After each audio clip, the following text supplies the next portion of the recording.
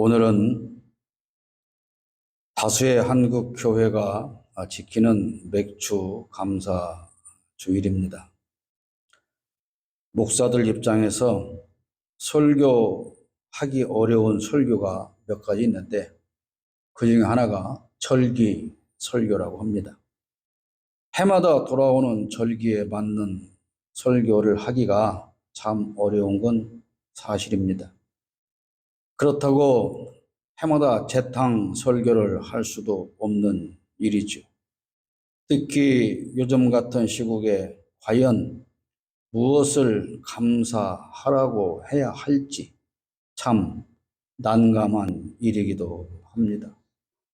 그러나 성경은 범사에 감사하라고 분명히 말씀하고 있습니다. 우리가 잘 아는 대로 데살로니가 전서 5장 18절에 범사에 감사하라. 이것이 그리스도 예수 안에서 너희를 향하신 하나님의 뜻이라고 말씀하고 있지 않습니까? 지난주 설교를 준비할 때는 화성 전직 공장 화재로 23명이 사망했다는 소식을 들었습니다. 그런데 또 이번 주 설교를 준비하는 도중에는 서울 도심 한복판에서 교통사고로 무고한 시민 9명이 사망했다는 소식을 들었습니다. 제목을 그럼에도 감사하자라고 잡아놓고 설교를 준비하면서 과연 무엇을 감사할 수 있는 것인지 참 난감했습니다. 그렇다고 우리가 농사를 많이 지어서 그 많은 수확으로 인한 감사할 일도 없지 않습니까? 다시 말씀드리지만 이런 참사가 계속 이어지는 건 분명한 하나님의 경고이고 심판의 날이 다가오고 있음을 알려주시는 겁니다. 그럼에도 이 나라의 대통령과 정부를 비롯한 여당의 그 누구도 책임지지 않고 불의한 정권만 지켜보겠다고 안간 힘을 쓰고 있습니다. 나라는 망해가고 국민은 죽어가고 대통령과 정부 관계자들은 국민을 향해서 호통치고 국민을 속이고 국가 재산을 훔쳐서 자기들의 배만 채우고 있습니다. 대통령을 보조하고 바른 정책을 펴야 할 대통령실 비서들은 간신배 노릇에 정신이 없고 국민을 위한 입법을 해야 할 여당 국회의원과 범죄자 대통령 부부를 지키는 일에 몰두하고 있습니다. 자기들을 지키는 데 불편한 입법을 막으려고 국회에서 난동 부리고 국회 밖으로 뛰쳐나갈 궁리만 하고 있습니다. 여당 국회의원 그리고 대변인이라고 하는 사람들이 독도가 자기네 땅이라고 우기는 일본이 우리와 동맹국이라고 합니다. 그렇게도 우기고 펄펄 뛰더니 아무리 생각해도 그것은 틀렸는지 여당에서 동맹이라고 하는 표현은 잘못된 것이라고 사과를 하기는 했습니다. 억울한 사람은 들어가고 국민의 분노는 하늘을 찌릅니다. 대통령을 탄핵하려는 국민의 목소리가 150만을 향해서 치닫고 있습니다. 그러나 이렇게 엄혹한 현실 앞에서도 우리는 우리의 삶을 회복하실 하나님이 함께 하시는 것만으로도 감사할 수 있는 겁니다. 전능하신 여호와 하나님께서 우리와 함께 하시면 반드시 우리의 삶을 회복해 주실 것을 약속으로 주시며 우리에게 소망을 주시기 때문입니다. 1절 말씀을 보십시오. 전에 고통받던 자들에게는 흑암이 없으리로다. 지나온 우리의 날을 되돌아보면 흑암처럼 어두웠던 시절이 있었습니다.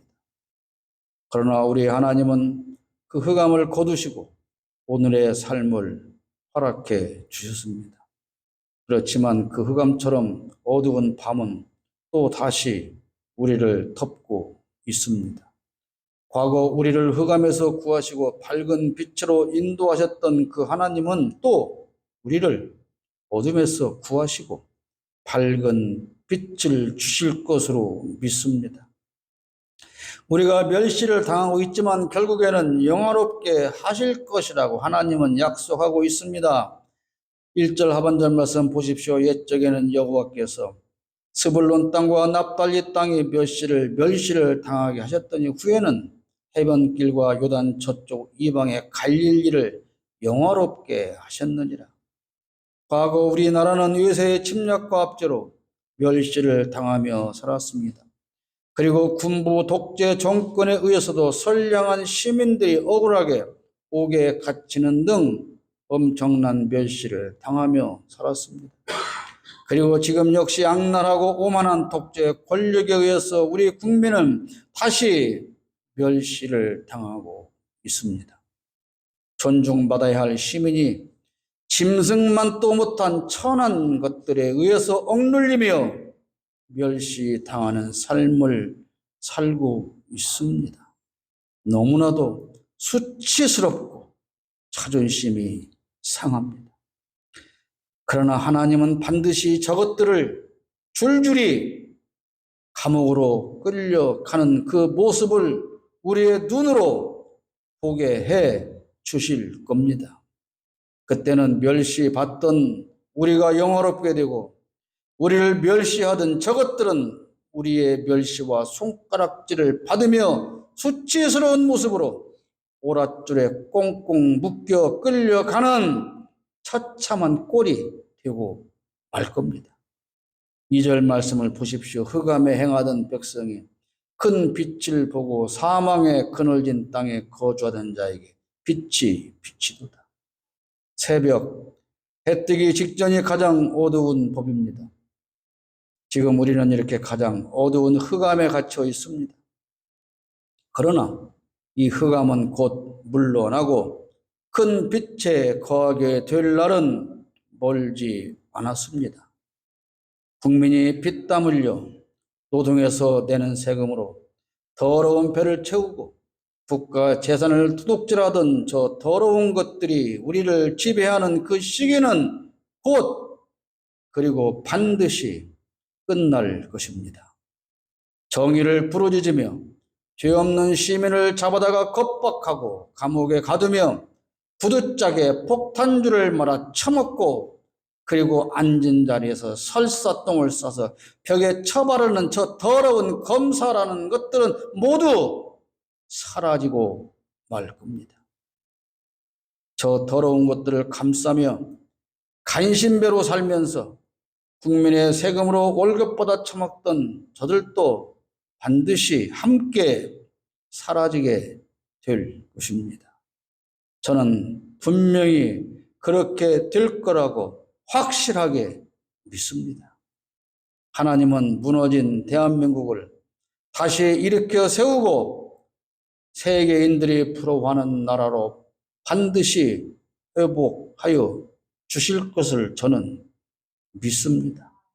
3절 말씀에 주께서 이 나라를 창성하게 하시며 그 즐거움을 더하게 하셨으므로 추수하는 즐거움과 탈취물을 나눌 때의 즐거움같이 그들이 주 앞에서 즐거워한다고 말씀하고 있습니다. 세계 10대 강국이었던 대한민국은 2년 만에 가장 수치스러운 나라로 전락하고 말았습니다. 대한민국을 부러워하고 앞다퉈 좋은 관계를 맺으려고 하던 나라들이 등을 다 돌리고 있습니다. 평화적인 유대 관계를 가졌던 많은 나라가 적대국이 되어서 국가 안보가 심히 위협을 받고 있습니다. 아마도 윤석열 독재 정권은 자기들이 정권을 지킬 수 있는 마지막 수단이 한반도에서의 전쟁이 일어나야 하는 것이라고 생각하는 것 같습니다. 최소한의 국지전이라도 일어나면 국민들이 전쟁 났는데 대통령 탄핵이 무슨 소리야? 라고 해줄 거라고 그들은 믿고 그런 꿍꿍이를 지금 계획하고 있다는 의심을 하지 않을 수가 없습니다. 지들 더러운 정권 지켜봐야 앞으로 3년인데 그 정권을 지키려고 국민들을 전쟁 속에 몰아넣고 국민의 목숨을 뺏어도 되겠다고 하는 저 무도한 것들을 하나님께서 가만 두시겠습니까? 절대로 그렇지 않습니다. 무능한 독재 정권 2년 만에 대한민국은 수십 년을 후퇴하고 말았습니다.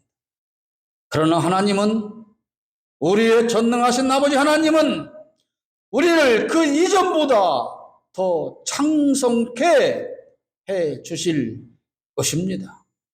그리고 우리 국민은 다시 즐거움을 맞을 겁니다. 하나님의 약속입니다. 제가 드리는 이런 말씀이 너무나 추상적으로 들리십니까? 어떻게 그런 날이 올 거라고 의심하고 계십니까? 윤석열이 하는 짓을 보면, 여당과 정부가 하는 짓을 보면, 국회가 하는 짓을 보면 희망이 보이지 않는 것이 맞습니다. 사실입니다. 그렇습니다. 그렇기 때문에 사람의 힘으로는 불가능한 일입니다. 어떻게 앞으로 3년을 더 견뎌야 할지 절망스럽기만 합니다. 그러나 역사를 주관하시는 분은 전능하신 만군의 여호와 하나님이십니다. 우리는 그 하나님을 믿기에 절망하여 주저앉지 않고 일어나 무도한 정권과 싸우는 겁니다. 내가 싸워서 독재 정권을 물리치는 게 아니라 우리가 희망을 품고 일어나 외치며 싸울 때 하나님께서 함께 하시는 겁니다. 우리는 그 하나님을 믿기에 촛불을 들고 외치며 온라인에서 수백만 명이 모여 윤석열을 탄핵하라고 주장하고 있는 겁니다. 하나님께서 일을 하시려고 지금 국민을 동원하시는 겁니다. 여리고성 주변을 돌게 하신 하나님께서, 그리고 기드온 300명 용사를 모으신 하나님께서 오늘 대한민국 국민 우리를 모으고 계시는 겁니다. 생각해 보십시오, 여러분. 하나님께서 홀로 말씀 한마디로 여리고성을 무너뜨릴 수가 없어서 백성들을 모아서 성 주변을 돌며 외치도록 하셨겠습니까? 기드온과 300명 용사가 없으면 블레셋을 물리칠 수 없어서 하나님께서 기드온의 300명 용사를 모으셨겠습니까? 하나님은 말씀 한마디로 여리고성을 폭삭 주저앉혀서 이스라엘에게 주실 수 있고, 하나님은 말씀 한마디로 블레셋을 물리쳐 주실 수 있음에도 불구하고 왜 그렇게 하지 않고 백성들을 모아서 외치고 돌게 하시느냐, 그런 말입니다.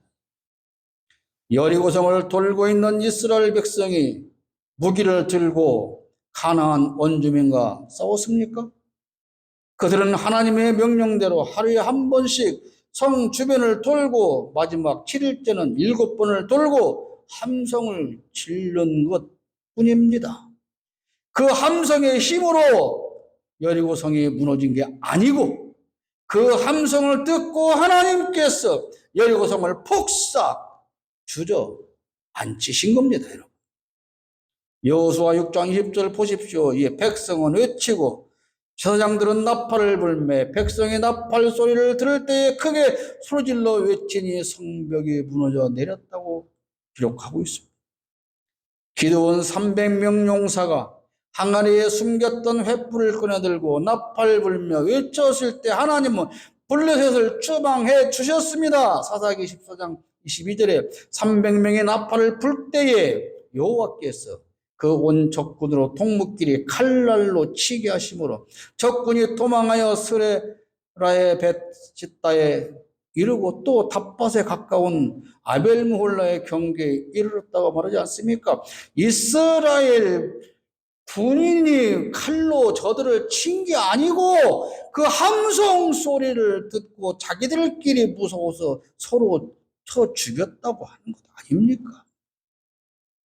여러분, 무능한 박근혜 정권을 무너뜨린 것도 수백만의 국민이 광화문 광장에 모여 외칠 때 하나님께서 허락하신 것이지 저 윤석열 검사 따위가 수사를 잘해서 된 것이 아닙니다, 여러분. 그러므로 이제 이 엄혹한 시기에 우리가 할 일은 함께 모여서 외치는 겁니다.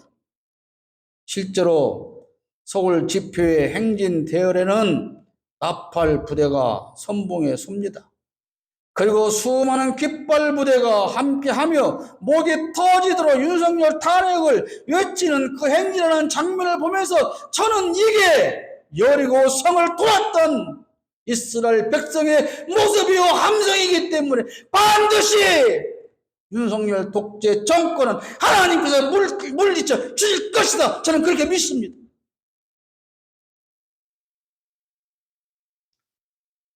사절 말씀에 그 압제자의 막대기를 주께서 꺾으시되 미디안의 날과 같이 하셨으니 저들의 막대기를 꺾는 분은 오직 만군의 여호와 하나님이십니다.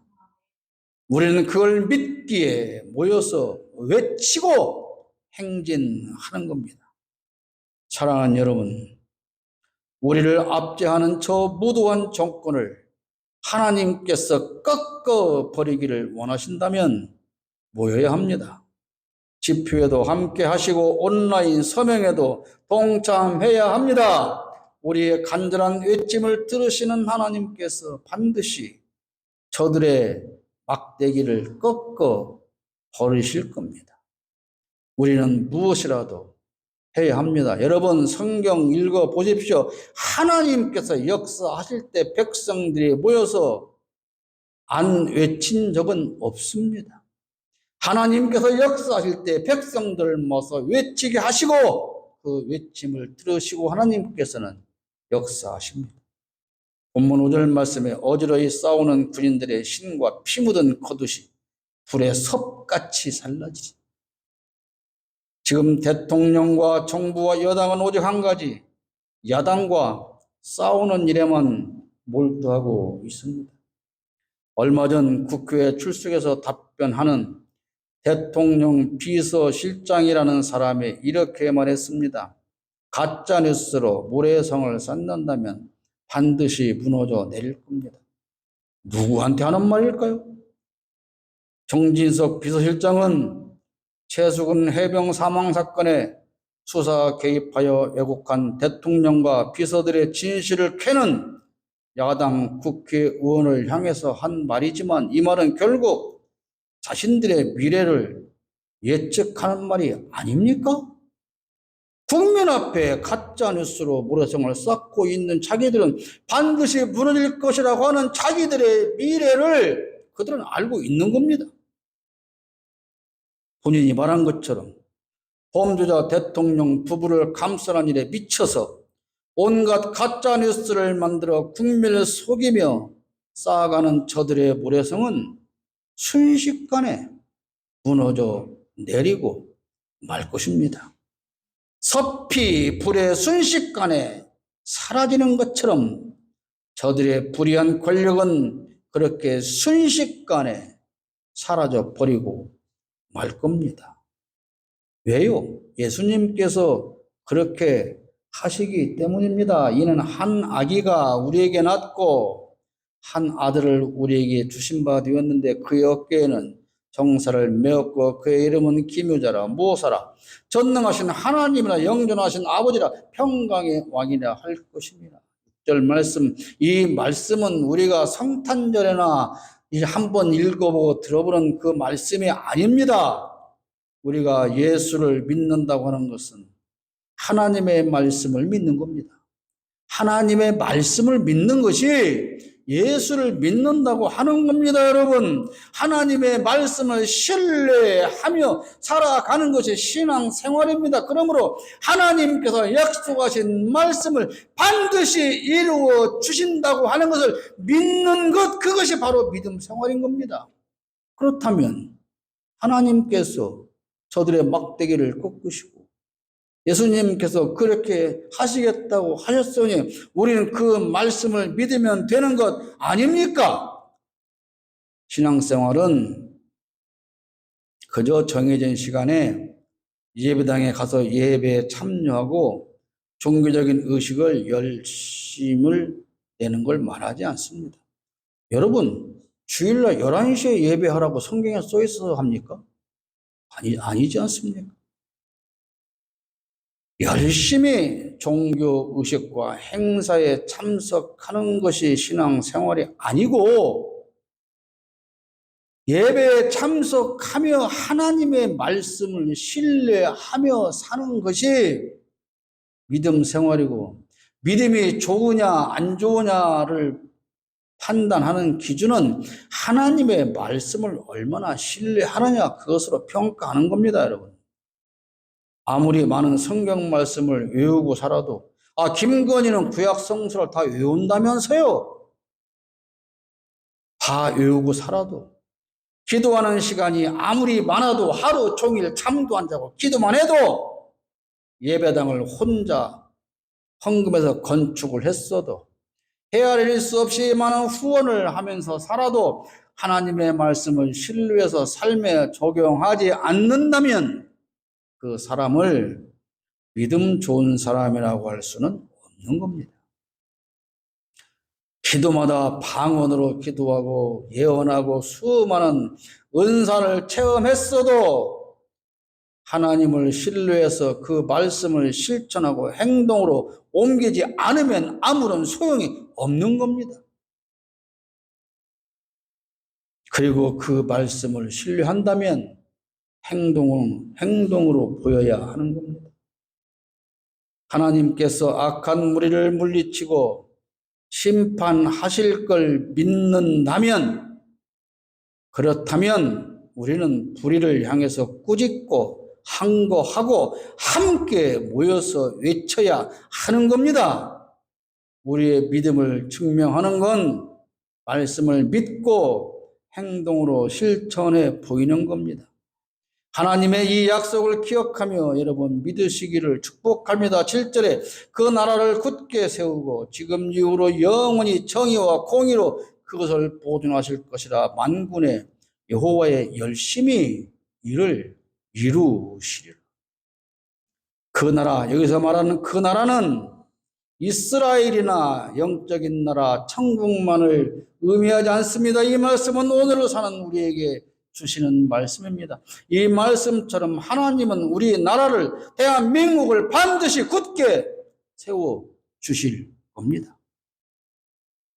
윤석열이 말하는 거짓된 공의와 거짓된 정의가 아닌 하나님의 진정한 공의와 하나님의 진정한 정의가 가득한 대한민국으로 하나님은 반드시 만드시고 지켜 주실 겁니다. 저는 그렇게 믿습니다.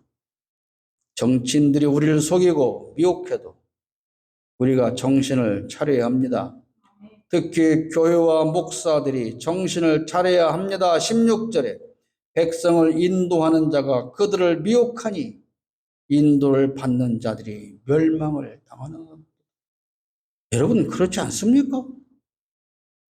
국민을 인도해야 할 대통령이라는 자가 우리를 속이고 있지 않습니까? 그런데 그게 옳다고 그를 따라가는 사람들이 있지 않습니까? 그러니 같이 멸망당하는 건 당연한 거 아닙니까? 속으면 안 됩니다. 속지 말아야 합니다. 잘못된 정치인에 속아서 끌려가는 어리석은 국민을 위해서 여러분 우리는 기도해야 합니다. 잘못된 길로 성도를 끌고 가는 목사들에게 속으면 안 됩니다. 대한민국을 바르게 끌고 갈 정치인이 나오기를 위해서 여러분 기도해야 합니다. 기도하십시오. 성도를 바르게 인도해야 할 교회의 지도자가 나오기를 여러분 기도해야 합니다. 기도하십시오. 비판만 하지 말고 기도해야 합니다. 바른 정치 지도자가 나오기를, 아니 하나님께서 세워주시기를, 바른 교회 지도자를 하나님께서 세워주시기를 여러분 간절히 지금은 기도해야 할 때입니다.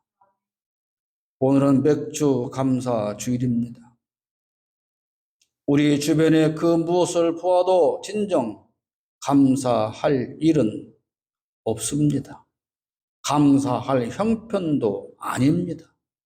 모든 게 다 절망스럽기만 합니다. 정부는 국민을 속이고 언론은 국민을 탄압하는 불의한 정부를 편들고 있고, 교회는 정부와 언론보다 더 타락한 집단이 되고 말았습니다. 여러분, 그러나 우리에게는 언제나 나를 보호하시고 어둠에서 해방하시는 전능한 하나님이 함께 하고 계십니다. 그러므로 우리는 엄혹한 오늘의 현실임에도 불구하고 감사할 수 있는 겁니다. 그럼에도 불구하고 감사하는 저와 여러분 되시기를 축복합니다.